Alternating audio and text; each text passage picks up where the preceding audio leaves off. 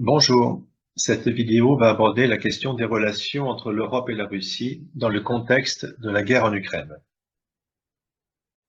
Depuis 2022, on diabolise la Russie. Selon le discours officiel, la guerre contre l'Ukraine est qualifiée de guerre non provoquée. On considère qu'il est impossible de discuter avec Poutine, qui est même assimilé à Hitler. On prétend que la Russie veut attaquer l'Europe, mais elle n'a pas franchi le Dniepr au bout de 3 années de guerre. Le président de la Lettonie a même affirmé en 2024: la Russie doit être détruite. Dans un espace européen censé être évolué, il est impensable qu'une telle phrase puisse être prononcée par un chef d'État. Mais on peut se demander si ces propos ne dévoilent pas la position des États-Unis, un proche allié de la Lettonie. Dans ce contexte, il est nécessaire de revenir sur les relations historiques entre la Russie et l'Europe, l'URSS, puis entre la Russie et l'Union européenne. Comment l'Union européenne a-t-elle traité la Russie depuis la chute de l'URSS? Quelle est l'origine du conflit en Ukraine? Le récit médiatique est-il honnête et fiable? Ou bien sommes-nous face à une propagande, à l'image de celle qui a tenté de légitimer l'invasion de l'Irak en 2003 avec les soi-disant armes de destruction massive? Et les États-Unis savaient très bien que de telles armes n'existaient pas.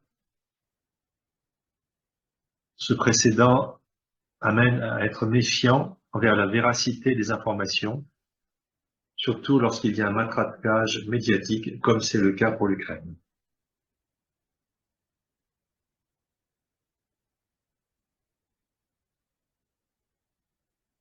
Contrairement à la partie occidentale de l'Europe, la Russie n'a pas connu la Renaissance.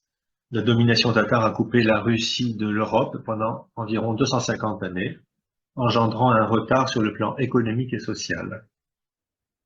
Il n'y a pas de lien diplomatique entre l'Europe et la Russie avant le début du XVIIe siècle. Les Russes sont alors considérés comme des barbares, dirigés par un régime tyrannique. La Russie s'ouvrira plus tard vers l'Europe avec Pierre le Grand. Elle deviendra une puissance européenne à part entière après la défaite de Napoléon en 1814. Et l'Europe se rapproche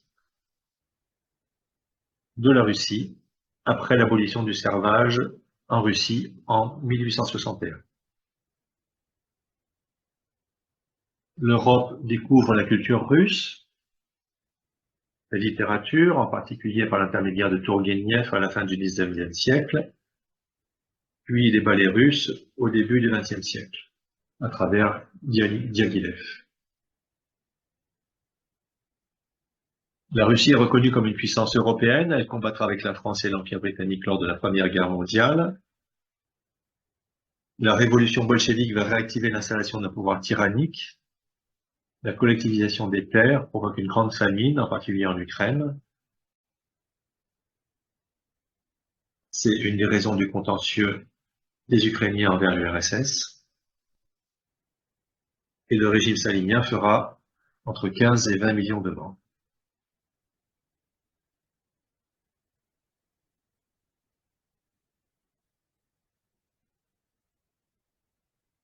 L'URSS jouera un rôle majeur dans la libération de l'Europe, conjointement avec les États-Unis. Mais alors que la Seconde Guerre mondiale n'est pas encore terminée, les Britanniques et les États-Unis envisagent l'opération impensable, une attaque surprise contre l'URSS prévue pour le 1er juillet 1945. Le terme est bien choisi car une telle opération était réellement impensable. On va retrouver cette notion d'impensable au fil des événements qui vont suivre. En 1947 débute la guerre froide avec en particulier la guerre de Corée et la construction du mur de Berlin. Khrouchtchev souhaitait un dégel des relations avec les États-Unis. En 1954, il propose un plan de sécurité en Europe, mais les Occidentaux ne répondent pas favorablement. Et en 1960, l'incident de l'avion espion américain met fin aux espoirs de dégel et de paix. La guerre froide atteint son point culminant en 1962. En réponse au déploiement en novembre 1961 par les États-Unis de 15 missiles Jupiter en Turquie et de 30 autres en Italie, lesquels sont capables d'atteindre le territoire soviétique, l'URSS tente d'installer des missiles à Cuba en 1962. Le monde est alors au bord d'une confrontation nucléaire. Khrouchtchev annoncera ensuite le démantèlement des missiles installés à Cuba, en contrepartie du démantèlement de tous les missiles Jupiter en Turquie et en Italie.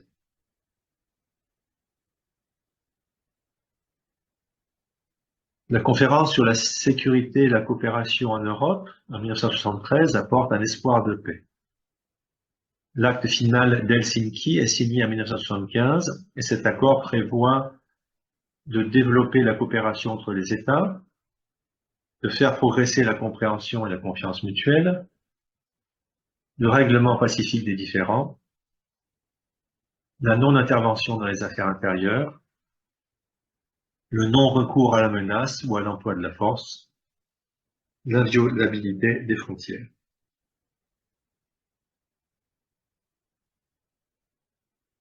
Entre 1972 et 1974, les États-Unis et l'URSS signent le traité ABM pour une limitation des armes stratégiques. Suite à l'installation de missiles soviétiques en Europe de l'Est, la guerre froide est relancée avec la crise des euromissiles en 1979. Et la même année, l'URSS envahit l'Afghanistan. L'arrivée au pouvoir de Gorbatchev marque un dégel des relations et un rapprochement entre l'Est et l'Ouest. Le discours de Gorbatchev du 7 décembre 1988 à l'ONU marque la fin de la guerre froide. Lors du sommet de Malte, le 4 décembre 1989, George Bush et Mikhail Gorbatchev laissent espérer la fin de la division de l'Europe et la volonté d'assurer la paix sur le continent européen. En 1990, le sommet de Paris adopte la Charte pour une nouvelle Europe qui est censée consacrer la fin de la guerre froide. Mais rétrospectivement, la question qui se pose est, y a-t-il eu réellement une fin de la guerre froide?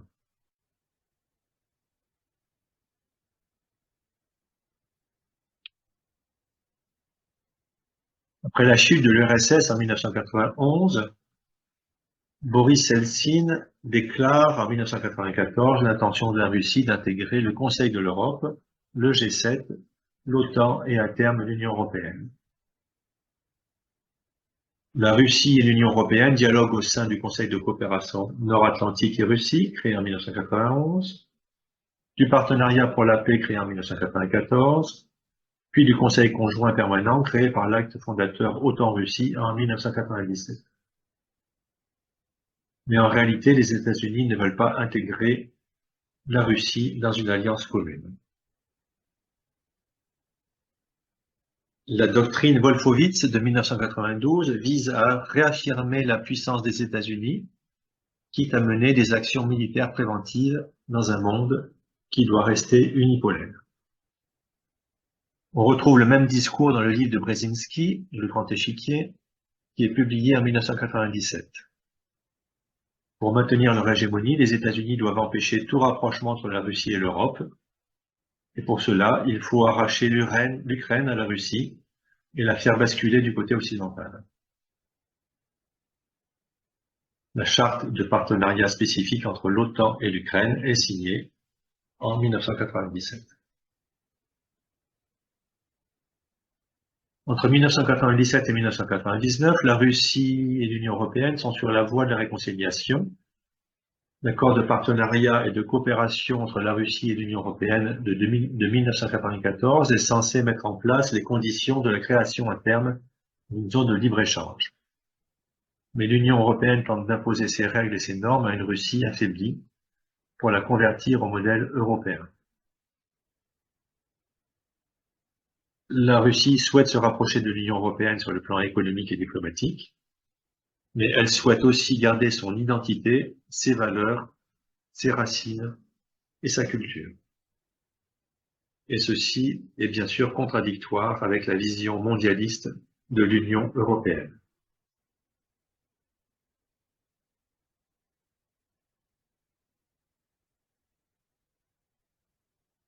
En 1999, les États-Unis et des pays membres de l'OTAN bombardent la Serbie. Cette guerre illégale, sans mandat des Nations unies, avec violation du droit international, marque une rupture dans les relations avec la Russie. La même année, les États-Unis violent la promesse faite à Gorbatchev en 1990 de non-extension de l'OTAN. C'était certes une promesse orale, mais elle a été confirmée par de très nombreuses personnalités politiques. La République tchèque, la Pologne et la Hongrie intègrent l'OTAN. En 2002, les États-Unis se retirent du traité ABM de 1972.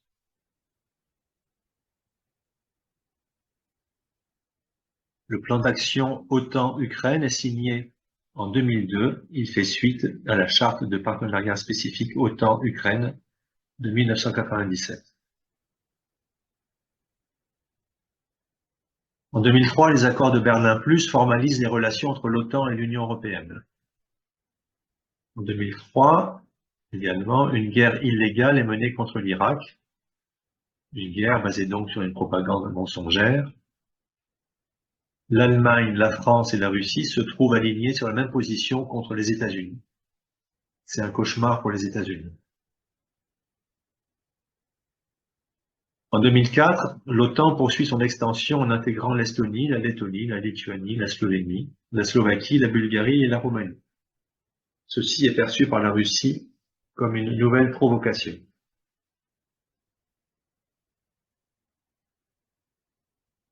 En 2006, les États-Unis rejettent la proposition d'une Ukraine neutre et démilitarisée. C'était probablement la solution qui aurait été bénéfique pour l'Ukraine, être un pont entre l'Union européenne et la Russie, et cela s'applique d'ailleurs aussi à d'autres pays, comme la Géorgie.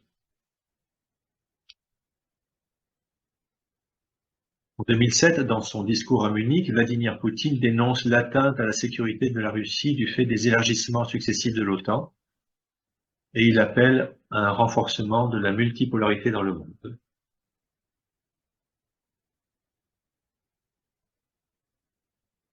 La vision russe et américaine sont incompatibles. La Russie fait la promotion d'un monde multipolaire, tandis que les États-Unis veulent maintenir un monde unipolaire.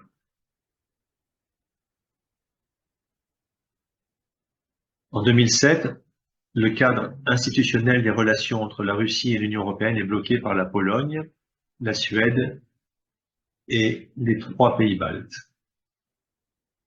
Ces pays ont tous un contentieux historique, soit avec la Russie d'avant l'URSS ou avec l'URSS. Et ils assimilent la nouvelle Russie à l'ancien système soviétique. Ils ne peuvent pas envisager un processus de réconciliation à l'image de la réconciliation entre l'Allemagne et la France. La paix et la réconciliation sont pourtant au cœur même des raisons qui ont motivé la construction de l'Europe.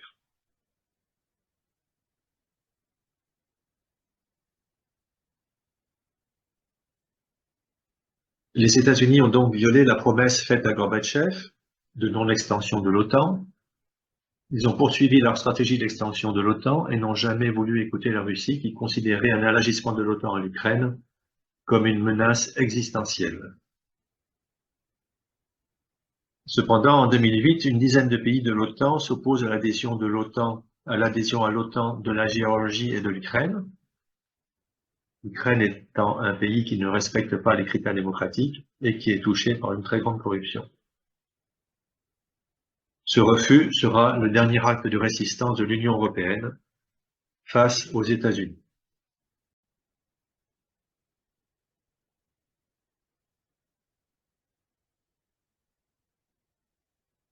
Soutenu par des conseillers américains, tant dans l'armée que dans les sphères du pouvoir, et avec l'aide de la Tchéquie et de l'Ukraine, la Géorgie déclenche, pour la seconde fois depuis 1991, une opération militaire de grande envergure en août 2008 contre l'Ossétie du Sud.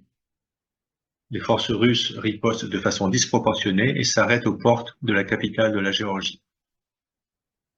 Le président du Conseil européen, Nicolas Sarkozy, se rend en Russie et en Géorgie pour une médiation, grâce à laquelle un accord de cessez-le-feu est négocié après 5 jours de conflit.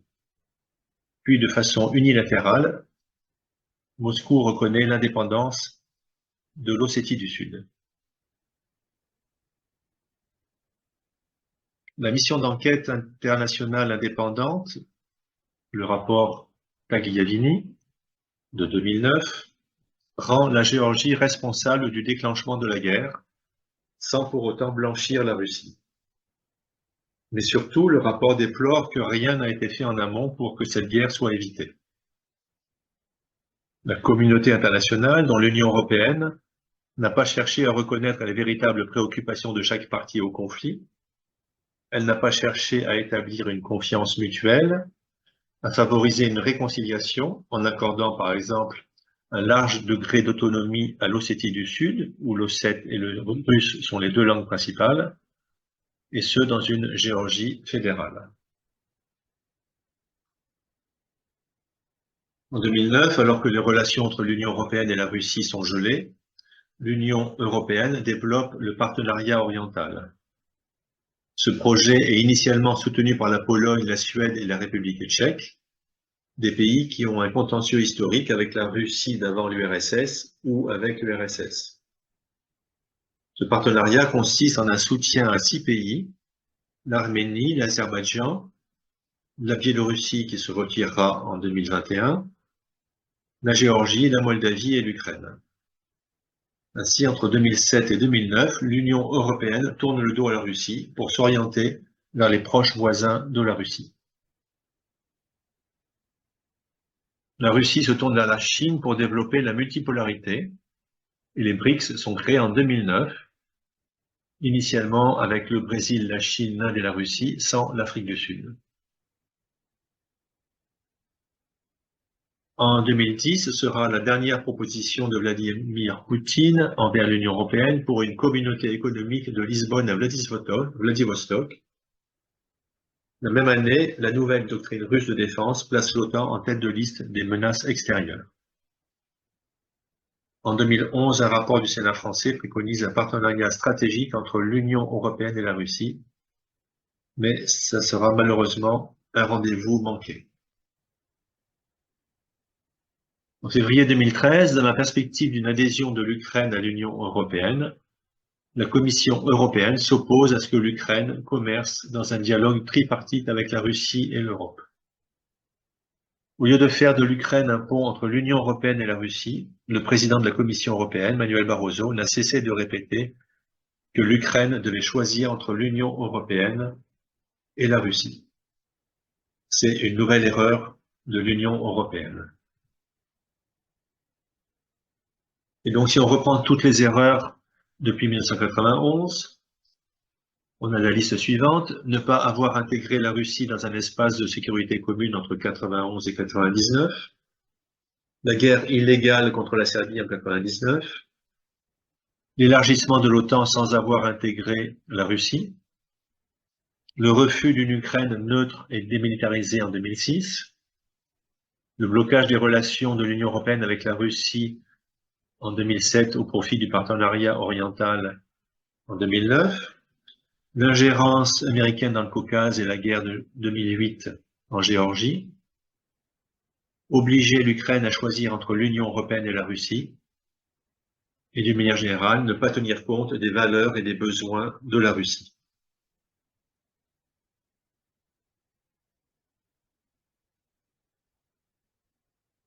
En 2014, le coup d'État de Maïdan, orchestré par la CIA, chasse du pouvoir le président élu de l'Ukraine. En réaction, la Russie annexe la Crimée. Une guerre civile débute dans la partie orientale de l'Ukraine. Le Donbass réclame un statut spécial au sein de l'Ukraine et le respect de la langue russe. Il s'oppose du côté occidental de l'Ukraine, où l'on trouve encore quelques factions ultranationalistes d'extrême droite. Et on se rappelle que des Ukrainiens avaient même rejoint les forces nazies dans la division Waffen-SS Galicie durant la Seconde Guerre mondiale. Les liens entre la CIA et l'Ukraine sont anciens. La CIA a soutenu et financé dès 1948 des organisations ukrainiennes ultranationalistes, dont certaines avaient même un passé nazi. Le but était de soutenir la résistance anti-soviétique. Cette opération avait pour nom Aérodynamique. Le document est déclassifié et visible sur le site de la CIA.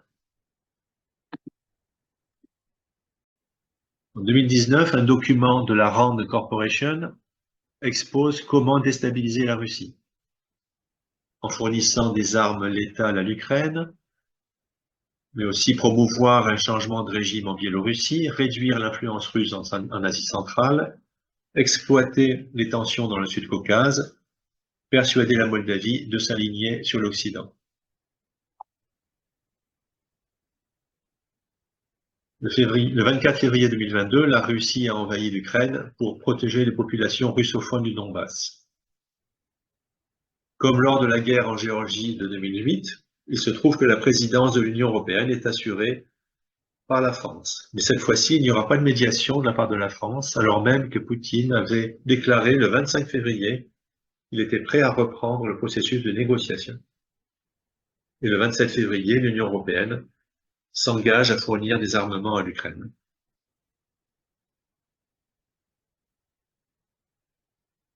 Le 15 avril 2022, un accord de paix entre la Russie et l'Ukraine est sur le point d'être signé en Turquie, pays qui assure la médiation.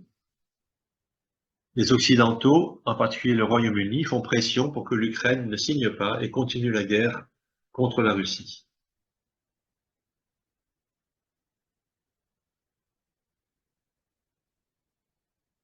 Le 26 septembre 2022 a lieu le sabotage du gazoduc Nord Stream qui approvisionne l'Europe en gaz russe bon marché. Le lien énergétique entre la Russie et l'Europe est coupé, ce qui représente la réalisation d'un des objectifs du plan développé par Brzezinski. Le 7 décembre 2022, l'ancienne chancelière allemande Angela Merkel reconnaît que les accords de Minsk, signés en 2014 et 2015, ont permis à l'Ukraine de gagner du temps pour se réarmer contre la Russie.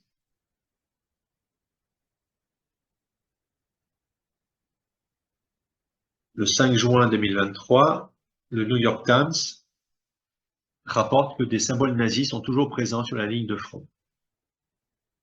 Le journal Le Monde en parlera seulement en 2025. Il semblerait donc que l'Ukraine n'ait pas totalement coupé les liens avec son passé nazi. Le 27 février 2024, le New York Times révèle que la CIA avait financé 12 bases à proximité de la frontière russe peu après 2014.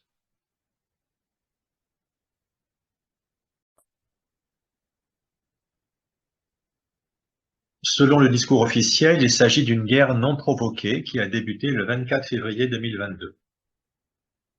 En réalité, il s'agit d'une guerre provoquée pour ensuite présenter la Russie comme la seule partie agressive. Mais cette guerre a-t-elle débuté en 2014 avec le coup d'État de Maïdan orchestré par la CIA, en 1999 avec le premier élargissement de l'OTAN, en 1997 avec la doctrine Brzezinski, la charte de partenariat spécifique entre l'OTAN et l'Ukraine, ou en 1992 avec la doctrine Wolfowitz.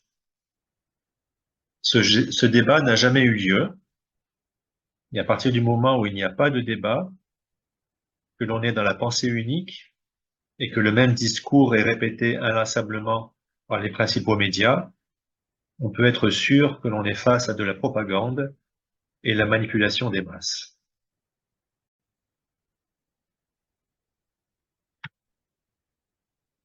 Le 31 janvier 2023, le Parlement européen accueille le Forum des Nations libres post-Russie dont le but est le démembrement de la Russie. Il semble impensable que le Parlement européen ait pu accueillir une telle réunion. Depuis décembre 2024, une commissaire estonienne dirige la diplomatie de l'Union européenne et un commissaire lituanien dirige la défense. Ainsi, au lieu d'envisager de discuter, de négocier, de prendre en compte les intérêts vitaux de chaque partie, deux gouvernements russophobes qui représentent environ 4 millions d'habitants dirigent la politique étrangère et de défense de l'Union européenne. De 1991 à 2024, l'Union européenne n'a pas été capable de considérer la Russie comme un véritable partenaire pour construire un espace de sécurité commune et faire face à des menaces communes, comme par exemple l'intégrisme islamique. Ainsi, à part la Hongrie et la Slovaquie, l'Union européenne orchestre une propagande russophobe, et on se rappelle qu'une autre propagande mensongère avait justifié la guerre en Irak en 2003. Elle rompt tout dialogue diplomatique avec la Russie, et sur la même position belliciste que le Royaume-Uni, l'Allemagne est sur la voie d'une militarisation. Avec cette russophobie, l'Union européenne a perdu ses objectifs, pacifier le continent, assurer sa sécurité, sa prospérité et sa souveraineté dans un partenariat équilibré, tant avec les États-Unis qu'avec la Russie, mais aussi la Chine et l'Inde. Que l'Union européenne ait perdu ses objectifs est littéralement impensable.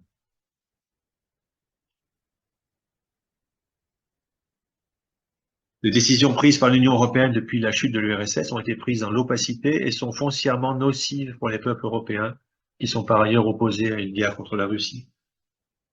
Face à cette opposition des peuples, l'Union européenne évolue de façon autoritaire vers une fédéralisation. Dans son discours du 10 septembre 2025, la présidente de la Commission européenne, Ursula von der Leyen, appelle à se libérer du carcan de l'unanimité dans le domaine de la politique étrangère.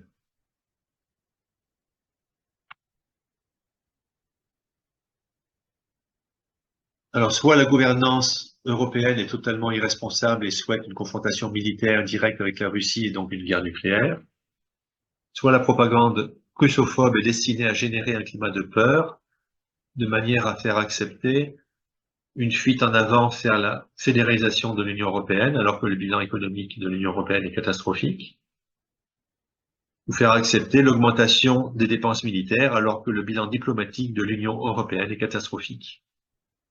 Dans tous les cas, c'est une attaque contre les peuples.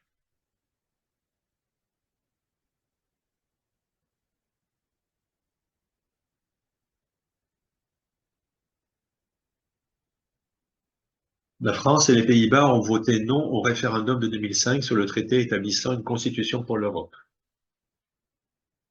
Mais le traité de Lisbonne a été imposé au peuple en 2009, alors qu'il n'était qu'une copie du traité établissant une constitution pour l'Europe. C'est une disparition de la démocratie et une perte totale de crédibilité des peuples envers l'Union européenne. L'Union européenne a abdiqué sa souveraineté, elle n'est qu'un vassal des États-Unis, et à l'encontre du conflit de 2008 en Géorgie où l'Union européenne a pesé de tout son poids pour obtenir un arrêt des combats, le refus de parler à Poutine depuis 2022 est une erreur diplomatique majeure.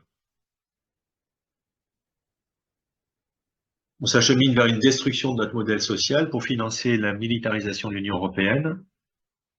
On se dirige à terme vers un effondrement économique de l'Union européenne. En conséquence des politiques européennes irresponsables, de multiples crises vont se produire et on peut s'attendre à des mouvements sociaux, voire même à des émeutes.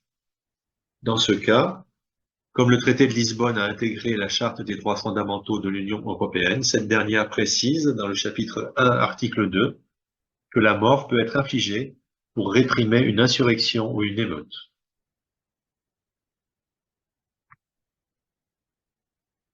Les États-Unis veulent maintenir leur hégémonie. Ils se considèrent, selon les propos de Madeleine Albright en 1998, comme la nation indispensable.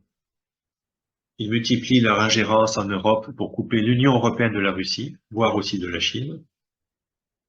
Ils manipulent l'Ukraine, la Géorgie, la Moldavie pour créer des zones de tension aux frontières de la Russie et orienter ces pays vers l'OTAN et l'Union européenne.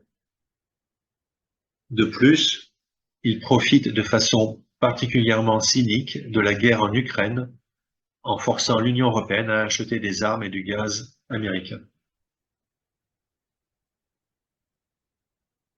Les BRICS tentent de construire un nouveau monde fondé sur la multipolarité. En 2025, ils représentent environ 50% de la population mondiale et 45% du PIB mondial. Mais l'Union européenne a choisi de rester dans l'ancien monde et de se soumettre aux États-Unis au lieu de contribuer à l'élaboration d'un monde multipolaire. De plus, étant donné les intérêts divergents des différents gouvernements de l'Union européenne, une politique étrangère commune est impossible. L'Union européenne ne fait plus sens et devient un danger pour ses peuples. La guerre en Ukraine est une tragédie humaine, une catastrophe économique pour l'Union européenne et, comme toute guerre, une catastrophe écologique. Cette guerre n'aurait pas éclaté dans une Europe souveraine et démocratique, avec des dirigeants compétents et responsables, des médias honnêtes et fiables, des débats démocratiques dans tous les pays européens et une politique étrangère guidée par l'esprit des accords d'Helsinki et de la Charte de Paris.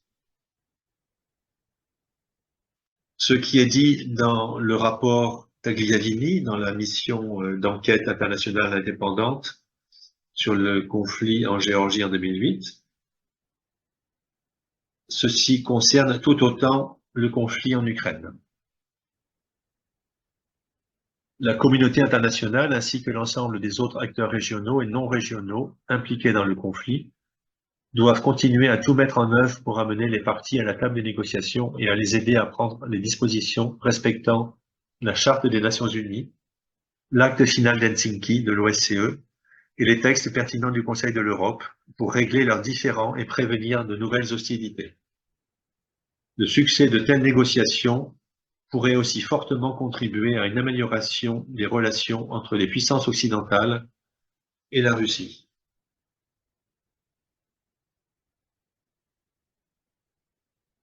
Alors, pour continuer autour de cette notion d'impensable à propos de la politique de l'Union européenne, je vous invite à regarder les autres vidéos suivantes.